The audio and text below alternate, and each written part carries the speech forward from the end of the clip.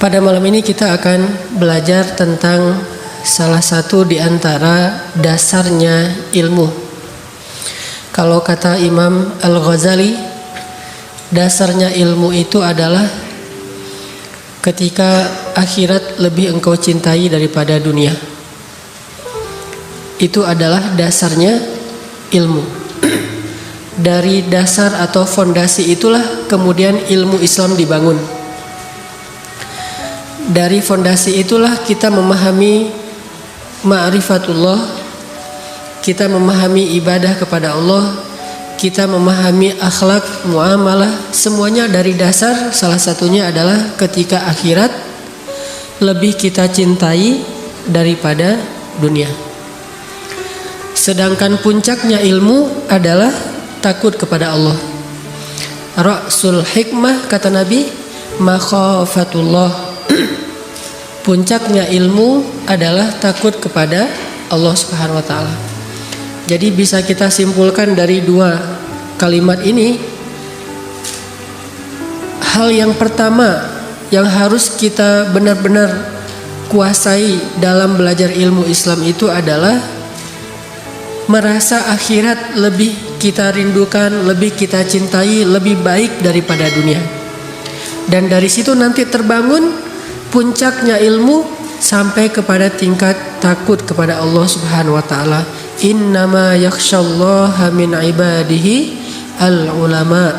Sesungguhnya yang takut kepada Allah di antara hamba-hambanya adalah orang yang berilmu.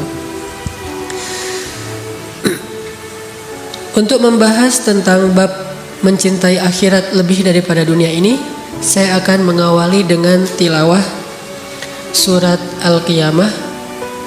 Mungkin kalau Bapak Ibu membawa mushaf Al-Quran atau ada aplikasi Al-Quran di handphonenya, boleh membuka surat 75, surat Al-Qiyamah, yang semua isi suratnya itu tentang akhirat, tentang kiamat, tentang kematian, tentang apa yang terjadi setelahnya. A'udzu billahi minasy syaithanir rajim. Bismillahirrahmanirrahim. La uqsimu biyaumil qiyamah wa la uqsimu bin nafsil lawwamah. Ayahsabul insanu an lan najma'a 'idhamah. Bala qadirina ala an nusawwiya bananah. Bal yuridul insanu liyafjura amamah.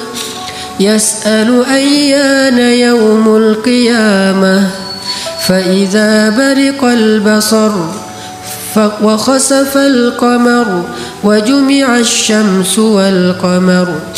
يقول الإنسان يومئذ أين المفر كلا لا وزر إلى ربك يومئذ المستقر ينبأ الإنسان يومئذ بما قدم وأخر بل الإنسان على نفسه بصيرة ولو ألقى معاذيره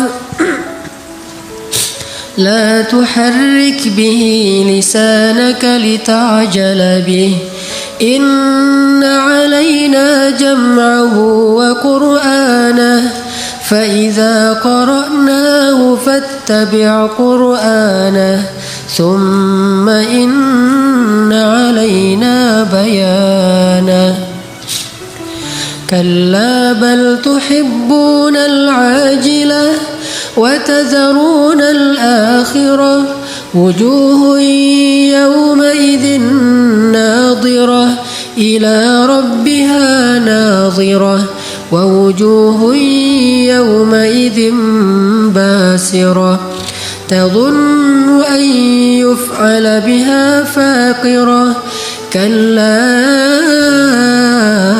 إذا بلغت التراقي وقيل من راق وظن أنه الفراق والتفت الساق بالساق إلى ربك يومئذ المساق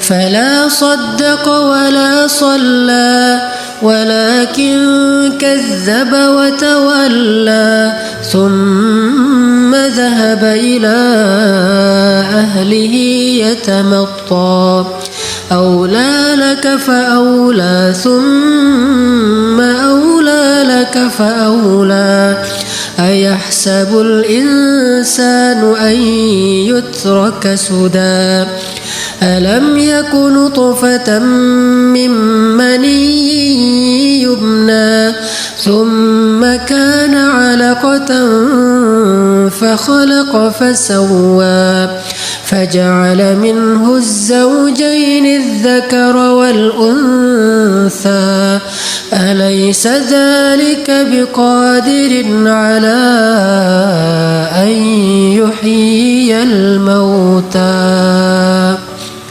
Sadaqallahul Azim. Aku bersumpah demi hari kiamat, dan aku bersumpah dengan jiwa yang amat menyesali diri sendiri. Apakah manusia mengira bahwa kami tidak akan mengumpulkan kembali tulang belulangnya? Bukan demikian. Sebenarnya kami maha kuasa menyusun kembali jari jemarinya dengan sempurna. Bahkan manusia itu hendak berbuat maksiat terus menerus. Ia berkata, kapankah hari kiamat itu terjadi?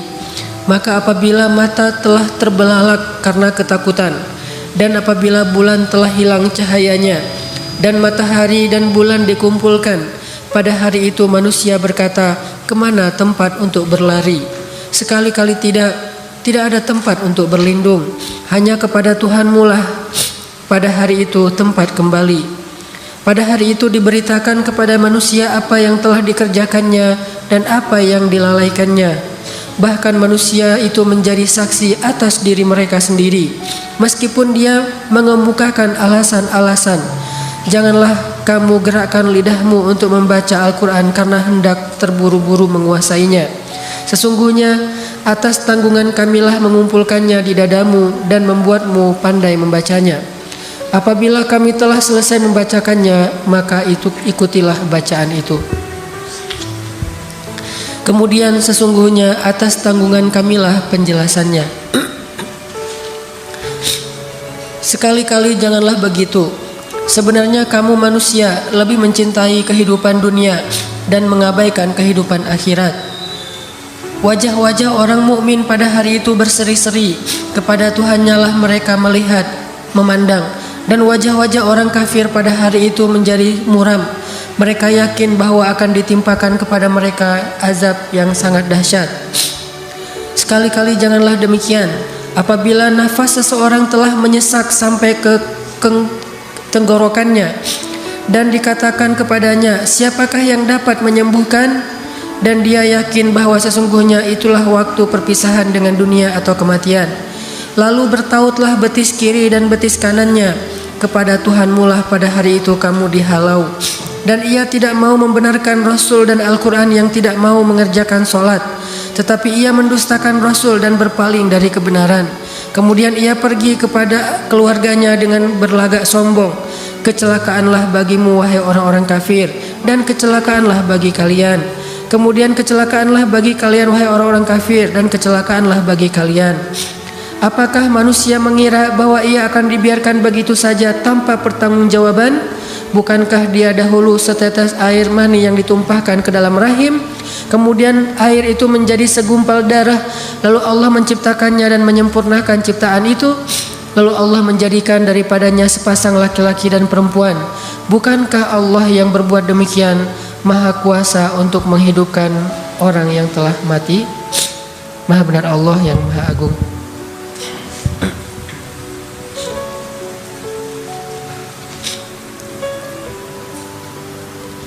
Jamaah yang dirahmati Allah Subhanahu wa taala, kita perlu belajar dan mengajarkan kepada keluarga kita tentang kehidupan akhirat itu lebih penting, lebih lama, lebih abadi, lebih bahaya, lebih indah, lebih dahsyat daripada kehidupan dunia. Ini salah satu materi pendidikan yang harus serius kita pelajari dan kita ajarkan kepada keluarga kita, terutama kepada anak-anak kita. Karena dari pemahaman dasar inilah kita akan bisa mudah mengajak keluarga kita kepada amal-amal soleh. Orang akan mudah beramal soleh kalau amal solehnya itu didasari atas kecintaan kepada akhirat. Tapi akan terasa sangat berat beramal soleh kalau amal solehnya itu didasari atas hitung-hitungan dunia. Jadi anak kita kalau disuruh sholat berat, mungkin dia belum paham tentang nikmatnya akhirat dan bahayanya juga akhirat bagi orang yang sholat dan yang meninggalkan sholat. Sehingga perlu kita tanamkan sampai menjadi perasaan dan keyakinan dalam hati keluarga kita, dalam hati kita masing-masing, bahwa semua yang kita lakukan di dunia ini nanti akan dimintai pertanggungjawaban di akhirat. Dan itu konkret, bahwa kita yang di akhirat nanti adalah kita yang sekarang di dunia, bukan mimpi, bukan cuma ruh, cuma pindah tempat, pindah waktu, tapi diri kitanya sama. Itu mirip seperti kalau kita sekarang pergi ke Mekah, tempatnya berubah, waktunya berubah, tapi diri kitanya masih sama. Memori kita masih terbawa, sehingga kita masih ingat dengan keluarga kita di kampung, kita kangen dengan mereka, kita telepon mereka, hanya pindah tempat saja. Yang mungkin waktunya berubah sedikit, berbeda 4 jam. Kalau di sini sudah siang, di sana mungkin masih pagi. Berubah waktu, berubah tempat, tetapi diri kita sama, tidak ada yang berubah. Begitu juga akhirat, hanya berubah tempat, namanya bukan lagi dunia, tetapi akhirat. Berubah waktu, bukan lagi 24 jam dalam sehari, tetapi siangnya selama-lamanya. Cuman diri kita itu sama persis, tidak ada yang berubah kecuali karena amal-amal kita berubah menjadi lebih baik fisik kita karena amal soleh kita, atau berubah menjadi buruk fisik kita karena amal dosa-dosa kita. Tapi diri kita masih sama. Sehingga di dalam Al-Quran di banyak ayat disebutkan tentang bagaimana nanti di akhirat orang itu memorinya, hafalannya tuh masih kebawa dengan apa yang terjadi di dunia. Banyak ayatnya. Salah satunya adalah yang paling mungkin populer itu di surat Al-Baqarah. Wa basyiril ladzina amanu wa amilus solihati anna lahum jannatin tajri min tahtihal anhar kullama ruziqu minha min thamaratir rizqan qalu hadha alladhi ruziqna min qablu wa utu bihi mutasyabiha. Setiap kali mereka dikasih buah-buahan di dalam surga, mereka bilang ini seperti buah-buahan yang kita makan di dunia. Berarti memorinya masih sama. Dia masih ingat buah pisang yang dia makan di dunia, karena di surga juga ada buah pisang. Korma yang dia makan di bulan Ramadan selama di dunia, karena di surga juga ada korma. Delima yang dia makan, apalagi kalau lagi pulang umroh, di surga juga ada delima. Cuma durian saja yang mungkin tidak ada, beda, nggak disebutkan di Al-Quran. Allahu a'lam. Yang jelas dia akan membandingkan. Kullama ruziqu minha min thamaratir rizqan qalu hadzal ladzi ruziqna min qabl. Ini seperti buah yang kita makan di dunia. Wa utu bihi mutasyabiha. Tetapi Allah tidak sama memberikan buah di surga dengan di dunia. Hanya mirip, tetapi rasanya jauh lebih nikmat. Ini artinya diri kita yang di akhirat nanti sama dengan diri kita yang di dunia. Bahkan di surat-surat yang lain nanti kita akan membaca kalimat-kalimat saling menghujat di padang mahsyar. Wa barazu lillahi jami'a faqala ad-du'afa'u lilladzina istakbaru inna kunna lakum tab'a fahal antum mughnuna 'anna min 'adzabillahi min syai'. Nanti di padang mahsyar para pengikut atau orang-orang yang selama ini senantiasa ikut-ikutan akan berkata kepada idola-idola mereka, pemimpin-pemimpin mereka, orang yang mereka ikuti. Mereka berkata, dulu kami di dunia senantiasa mengikuti kalian. Maka bisakah hari ini kalian menyelamatkan kami? Berarti masih kenal dengan orang-orang yang selama ini dia berinteraksi di dunia. Nih anak-anak muda, kalau yang senang main sosial media, ada Instagram. Kita nge-following nih. Nge-follow misalnya artis, nge-follow selebriti, nge-follow orang-orang yang mungkin kalau muslim masih oke lah, sekedar silaturahim. Tetapi ini jelas-jelas seorang artis, selebriti yang dia citranya adalah citra kufur kepada Allah. Banyak berbuat dosa, baik dosa yang diadegankan dalam film atau dosa dalam kehidupan sehari-hari. Begitu juga dengan statement-statement dia kepada agama Allah. Kita nge-follow dia. Begitu dia ngeposting, kita nge-like, kita ikut-ikutan merepost, kita ikut-ikutan gaya dia. Kalau dia bikin begini, kita begini juga. Kalau dia bikin gini, kita satanik ikut-ikutan. Kita pakai pakaian dengan simbol-simbol dia, following. Kita ngikutin terus kepada apa yang dia lakukan. Nanti di akhirat, semua yang kita lakukan di dunia ini akan kita jadikan sebagai hujjah. Inna kunna lakum tab'a. Kami di dunia senantiasa nge-follow kalian. Kalau bahasa Instagram, kami ini followers. Saya followers kamu. Saya selalu nge-like apapun yang kamu posting. Saya selalu ngikutin kamu dan seterusnya dan seterusnya. Saya pengen mirip dengan kamu gaya-gayanya. Fahal antum mughnuna 'anna min 'adzabillahi min syai'. Sekarang tolong kami dari azab Allah. Apa kata idola-idola itu? Sawa'un 'alaina ajazi'na am sabarna ma lana min mahis. Nasib kita hari ini sama. Gak ada bedanya antara followers dengan yang di follow, antara idola dengan para fans. Gak ada bedanya. Nasib kita sawa'un 'alaina. Mau kita mengeluh, mau kita minta ampun, mau kita bersabar, mau kita sabar, tabah, rela, malana mim mahis. Kita tidak bisa lari dari azab Allah hari ini. Barulah saat itu mereka menyesal sudah mengikuti orang-orang ini. Ternyata memorinya masih kebawa, masih kenal siapa aja yang berinteraksi dengan dia di dunia. Belum lagi nanti hadis-hadis Nabi tentang orang soleh yang di pintu surga bertanya tentang saudara yang dia cintai karena Allah di dunia. Ya Rabbi, ketika orang soleh mau masuk surga, dia nanya, Aina fulan, di mana seorang saudara yang saya cintai karena engkau di dunia ya Allah? Kata Allah, dia berada di pintu neraka, mau masuk neraka. Kata orang soleh ini, ya Allah, demi kasih sayangmu, izinkan saya menyelamatkan dia, karena sesungguhnya saya mencintai dia karena engkau selama di dunia ya Allah. Akhirnya Allah izinkan dia menyelamatkan saudaranya yang mau masuk neraka, yang tadi sudah dililit dengan rantai besi, udah ngantri gitu mau masuk neraka. Tiba-tiba malaikat nanya, ini mas itu ya namanya? Oh kok kenal? Ya soalnya ada saudara kamu tuh nungguin. Akhirnya tiba-tiba dilepaskan rantai-rantainya, dia disuruh balik lagi. Kamu gak jadi masuk neraka, bebas. Dia penasaran siapa yang menyelamatkan saya, siapa yang menyelamatkan saya. Ternyata pas ketemu, Kiai Fulan, Ustadz Fulan, Syekh Fulan, hamba Allah Fulan yang solih, yang kita saling mencintai karena Allah. Dan ternyata nanti di akhirat dia ikut menyelamatkan kita dengan seizin Allah SWT. Ini artinya memorinya masih ke bawah.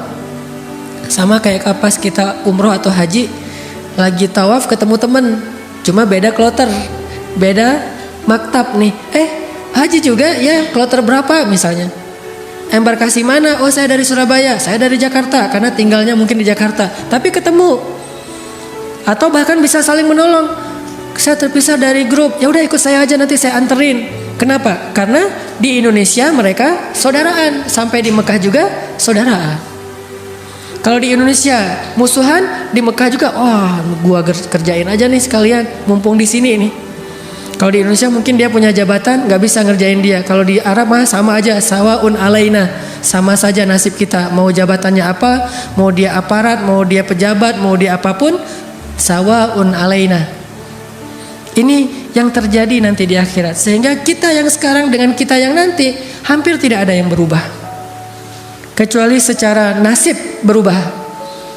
Nasib baik atau nasib buruk tergantung amal kita di dunia, dan itu juga dengan seizin dan keridhaan Allah Subhanahu wa taala. Ini yang kita perlu belajar lebih dalam. Kita resapi sekali bahwa kita hidup tuh enggak selama-lamanya di dunia. Kalau kita transaksi, kita hitung-hitung. Jangan hanya hitung-hitung nih untung dunianya gimana nih, untung rugi dunia. Coba belajar juga menghitung untung rugi akhiratnya kayak gimana. Kita dagang, terus ada yang mau beli. Kadang orang menghitung untung rugi dunianya dengan cara curang dalam perdagangan. Kayak ada orang yang jualan buah, dia taruh harga dari jauh 5.000 per kilo, cuman ditaruh paling atas tuh yang bagus-bagus, sehingga orang yang lewat ngeliat, wah murah tuh mangga 5.000 sekilo. Padahal 5.000 sekilo itu di bawah meja. Pas orangnya mampir nanya, mas ini 5.000 sekilo, bukan yang ini pak, yang di bawah. Tapi harganya ditaruhnya di atas barang yang bagus misalnya. Ini hitung-hitungannya murni duniawi, untung atau rugi. Tapi kalau dia mau menghitung untung ruginya akhirat, pasti akan berubah lagi tuh. Cara ekspresi dia, cara dia bekerja, cara dia beramal, cara dia berakhlak. Karena kalau hitung-hitungannya untung rugi akhirat, kecenderungannya insya Allah akan jauh lebih jujur. Gak bisa manipulasi Allah Subhanahu wa taala. Yukhadi'una Allah walladzina amanu wa ma yakhda'una illa anfusahum. Hanya membohongi diri sendiri, gak bisa ngebohongi Allah. Makanya kalau kita bertransaksi dalam hidup di dunia ini dengan hitung-hitungan dunia saja, sedikit amal soleh yang bisa kita kerjakan. Tapi kalau kita membuat minimal balance deh, seimbang antara hitung-hitungan dunia dengan hitung-hitungan akhirat. Gimana seimbangnya? Kita boleh untung dunia, tapi jangan sampai gara-gara untung dunia rugi akhirat. Boleh cari untung dunia, nggak masalah. Bahkan para sahabat pun setelah perang Badar sempat ribut masalah ghanimah kan? Yas'alunaka 'anil anfal. Ini unik ceritanya nih. Padahal kita tahu yang ikut perang Badar itu sahabat yang as-sabiqunal awwalun, sahabat-sahabat senior nih, dan mereka juga dijamin surga. Allah mengampuni dosa-dosa mereka, punya kedudukan yang istimewa di mata Allah. Ini sahabat ahlu Badar. Ternyata walaupun soleh banget ahlu Badar, sempat juga ada kejadian yas'alunaka 'anil anfal, ribut masalah ghanimah habis perang. Ini punya saya, ini punya saya. Ah kamu kebanyakan, kok saya cuma dapat sedikit. Saya nggak dapat, kamu dapat onta, saya dapat misalnya domba atau keledai. Rame di antara mereka, sampai kemudian laporan ke Rasulullah, ya Rasulullah ini bagaimana pembagiannya? Turunlah ayat mendamaikan di antara mereka, wa aslihu dzata bainikum. Kalimat itu menunjukkan ada keributan, makanya disuruh islah. Kalau tidak ada keributan tidak perlu islah. Wa aslihu dzata bainikum, damaikanlah urusan di antara kalian yang tadi sempat hampir ribut.